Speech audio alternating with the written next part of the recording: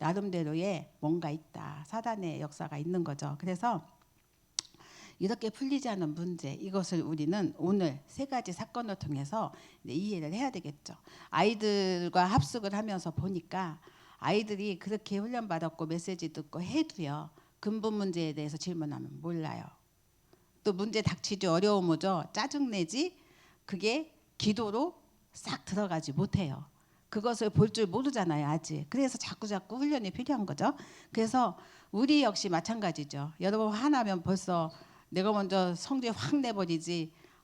이렇게 기도 하나요? 안 되잖아요. 그랬다가 나중에 참 기도해야겠구나. 이렇게는 가죠, 우리는. 아이들은 그건 못 가거든요. 그래서 정말 우리가 어릴 때부터 이 각인하는 복음 각인하는 일 되게 중요한 거죠. 예, 그래서 그 세 가지 사건 중에 첫째가 뭐냐? 그게 창세기 3장 사건이다.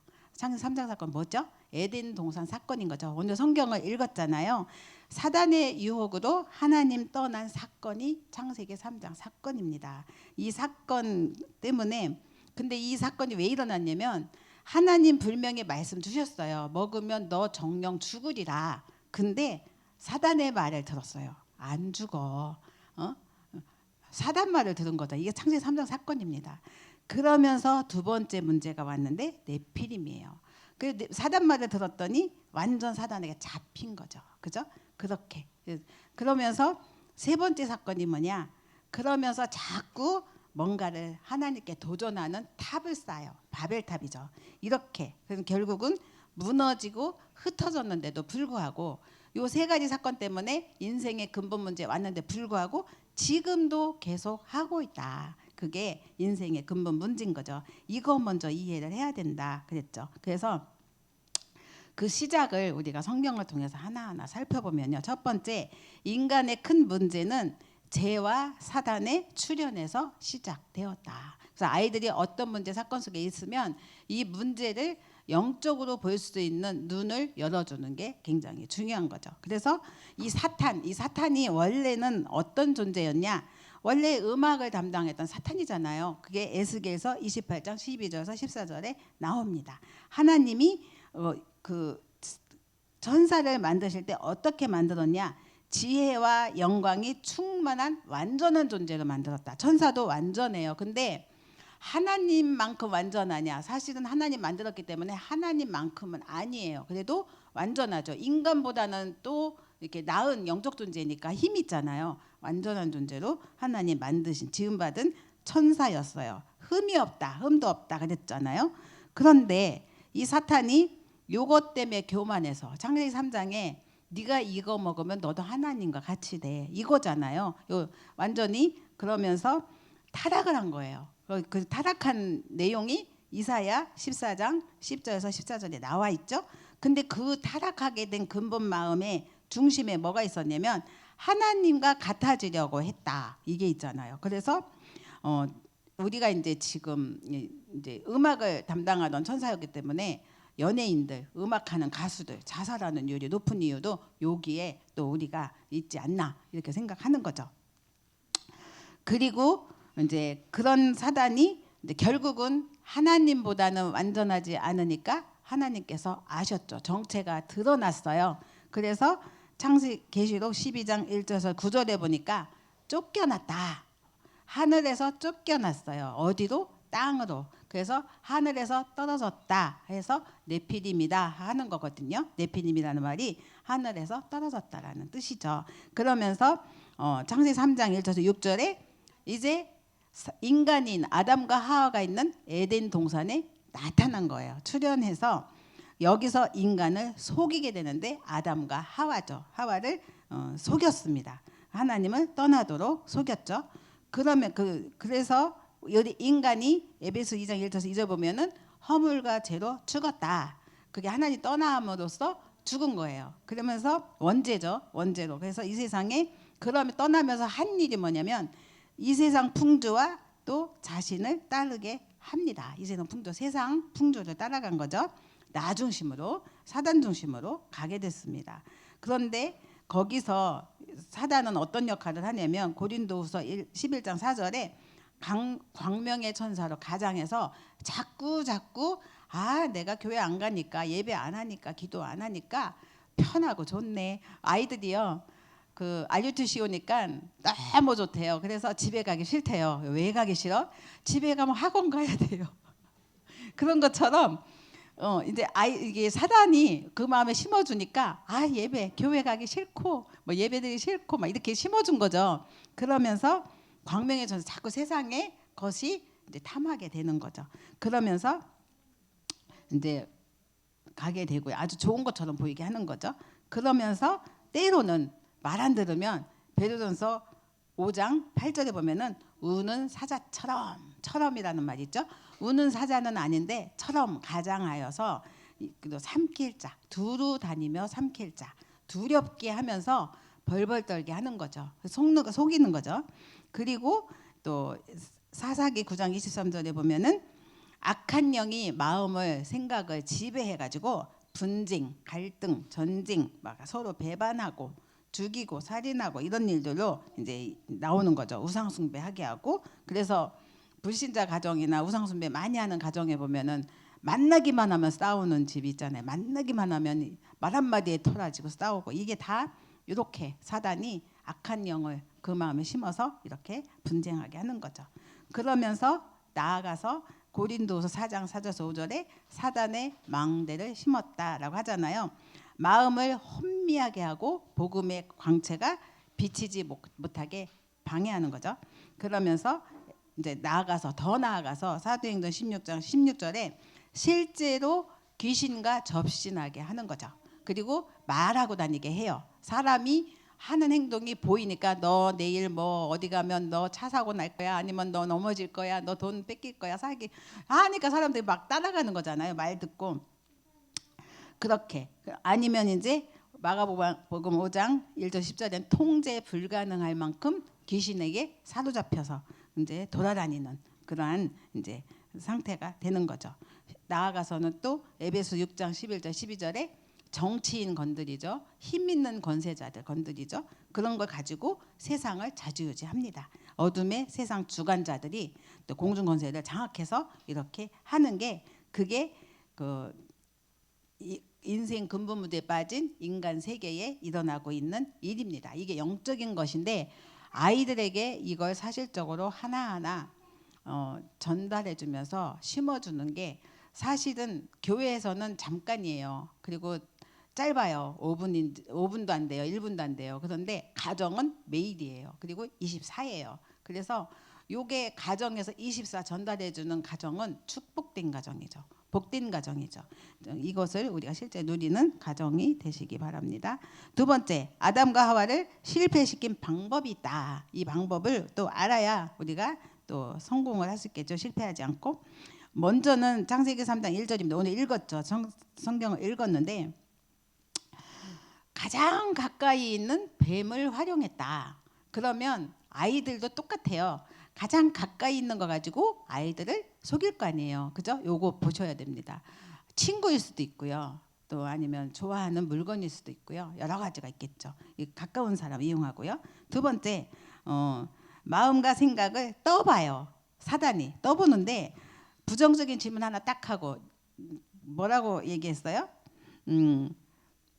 사단이 창세기 3장 1절에 보면은 동산 모든 나무의 열매를 먹지 말라 하시더냐, 이렇게 이제 속이죠. 하나님은 뭐라고 그랬어요?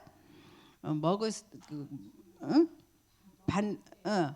그죠? 예. 근데 그거를 이렇게 사단이 질문하니까 그 뭐라고 했는, 동산나무 열매를 우리가 먹을 수 있으나 그 동산 중앙에 있는 나무 열매는 하나님 말씀을 거론해요. 그러면서 너희는 먹지도 말고 만지지도 말라. 너희가 죽을까 하노라. 하나님 뭐라 그랬어요? 창세기 2장 17절 보면은 나와요. 선악을 알게 하는 나무 열매를 먹지 말라. 먹지도가 아니라 먹지 말라.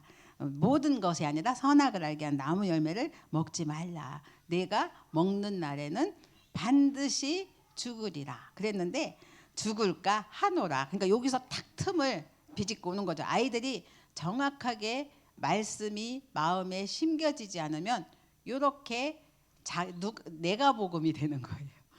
누가 복음이 아니라 내가 복음이 되는 거예요. 이렇게 말 한마디 틈을 탁 가지고 공격을 하는 거죠. 그래서 그렇게 정확하게 언약을 자리 잡지 않으면 틈을 이용한다는 거죠. 그리고 또 네 번째 창세기 3장 4절에 보면은 거짓말로 또 속입니다. 그러니까 요한복음 8장 44절에 보면은 거짓의 아비 마귀가 어느 순간에 나의 하나님 아버지는 어디로 갔고 거짓의 아비에게 넘어가는 거죠. 그래서 이렇게 그리고 5절에는 교만한 마음도 심어주죠. 하나님과 같이 될 수 있어. 뉴에이지죠. 그리고 6절에 그렇게 막 듣다 보니까 혹하게 되고 유혹이 돼서 넘어가잖아요. 결국은 따먹는 생각이 바뀌게 되니까 행동으로 나오잖아요. 그래서 하나님 말씀에 불순종하게 되고 언약도 어기게 되는 거죠.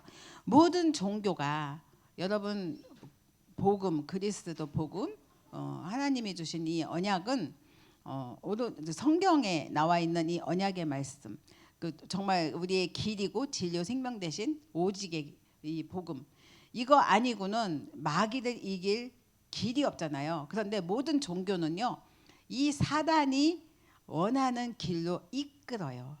모든 게 사단을 섬기게 하고 숭배하는 거죠. 나 중심, 세상 중심, 성공 중심, 물질 중심 다 그렇잖아요. 그렇죠. 그래서 그 종교에 대한 해석도 아이들에게 해주는 게 필요하죠. 좋은 거고 훌륭하고 멋있고 또 사람들에게 편안한 것 같은데 내용은 진짜 중요한 눈에 안 보이는 영적 사실 이거는 절대 해결이 안 되잖아요. 그게 복음이다 알려줘야겠죠. 그래서 창세기 6장 3장 6절에 보면은 선악과를 보고 유혹되어 따먹게 됐고요. 7절에는 결과가 나옵니다. 결과 눈이 달라졌어요. 어떤 눈이 달라졌죠? 보는 눈이 달라졌어요. 그리고 육안이 밝아졌죠. 그래서 그 세 번째 그 결과 인생의 근본 문제가 다 오게 된 거죠. 창세기 3장 16절 20절에 하나님과 단절되고 고통과 저주 속에 살게 되었습니다. 근데 보니까 신분도 바뀌었어요. 요한복음 8장 44절에 마귀 자녀가 된 거죠. 그래서 정말 우리가 이런 부분을 성경을 통해서 문제를 진단할 수 있고 그리스도로 해답을 줄 수 있는 우리 렘넌트들을 가정에서 키워야겠습니다. 결론으로 유일한 해결책을 주셨습니다. 그게 바로 그리스도죠. 하나님께서 창세기 3장에 분명히 금하셨는데 불구하고 마귀 말 듣고 하나님 말씀 불순종하고 어기고 따먹었죠. 근데도 하나님이 이유도 따지지도 않으시고 묻지도 않으시고 그냥 주신 복음이에요. 그게 창세기 3장 15절에 여자의 후손 뱀의 머리를 상하게 할 것이다. 마귀 권세를 꺾을 것이다. 이 사실을 믿으면 구원받는 거다. 이거를 알려야겠죠. 두 번째로 창세기 6장 14절 네피림 시대 귀신과 접신하는 시대지만 그래도 사는 길이 있다. 바로 방주다.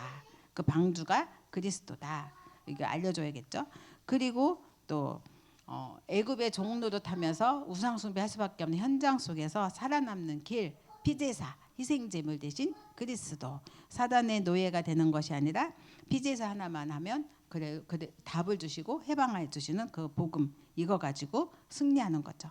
이사야 7장 14절에 임마누엘로 예수 그리스도 약속하셨는데 처녀가 잉태하여 아들을 낳을 것인데 그 이름이 임마누엘이다. 우리가 그 이름 임마누엘로 오신 예수 그리스도를 붙들지 않으면 우리는 승리할 수 없다는 사실. 그래서 마태복음 16장 16절에 그리스도 고백을 해야 된다는 것을 우리 후대에게 전달해야겠죠. 그러면 이 인생의 근본 문제를 가져다주는 마귀의 일을 멸하시는 예수 그리스도로 말미암아 승리할 수 있습니다. 그래서 어떻게 우리는 그러면 인생의 근본 문제에 빠진 사람들을 치유할 것인가? 그래서 그 세 가지로 보면 이제 일단은 예수님을 영접했고 하나님의 자녀가 됐다면 지금부터 바꿔야 된다. 무엇을 바꾸느냐? 첫째는 갈라디아 2장 20절이다. 나는 십자가에서 죽어야 끝나는 문제다. 내가 죽어야 끝나는 문제다. 내가 살면 사단이 내 안에서 망대를 틀기 때문에 내가 죽고 그것이 내 끝나는 것이 아니라 내 안에 그리스도가 사시기 때문에 그 힘으로 우리가 사는 거죠. 그래서 이것을 각인하는, 너는 하나님의 자녀다, 각인하는 그런 축복을 갈라디아서 2장 20절 가지고 누리고요. 그러면서 두 번째 치유는 배경입니다. 세상 배경, 사람 배경, 부모 배경이 아니라 너의 배경은 하나님이다. 이것을 심어줄 때 보좌가 배경이다. 그럴 때에 빌립보서 3장 20절 말씀, 만물이 복종케 하는 그 이름으로 승리하게 우리 후대를 살릴 수가 있습니다. 그럼 세 번째는 고린도서 12장 1절에서 10절인데요. 때때로 정말 죽을 만큼 어렵고 힘들고 병들고 아니면 문제 심각할 때, 그때 하나님은 아까도 얘기했죠. 아이들이 합숙을 통해서 겪는 외로움과 어려움과 사건들, 사람이 문제도 아니고 또 현장의 문제가 아닌 교사 문제가 아니라 내가 하나님을 바라보는 그 시간표다. 아이들이 그것만 안다면 승리하겠죠. 그래서 깊은 기도가 필요한 거죠. 그래서 낮 시간 아니면 아침 시간, 낮 시간, 밤 시간 계속 기도에 집중하는 메시지 주셨는데요.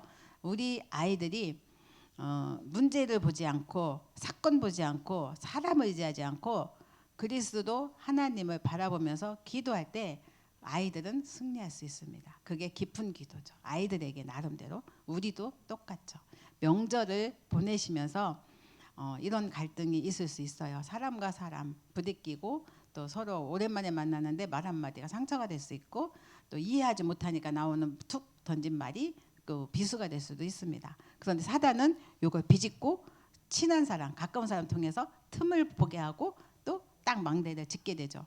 이때 우리는 먼저 인생 근본 문제를 기억하시고 해답 대신 그리스도 붙들고 승리하는 한 주간 되시기를. 그래서 오늘 강단 말씀 제목처럼 우리는 지금 나, 현장 아니면 가정 이 수준이 아니라 세계를 바꾸는 시간표 속에 낮 시간을 주셨기 때문에 그것을 확인하시는 그냥 축복 누리시기를 바랍니다. 기도하겠습니다.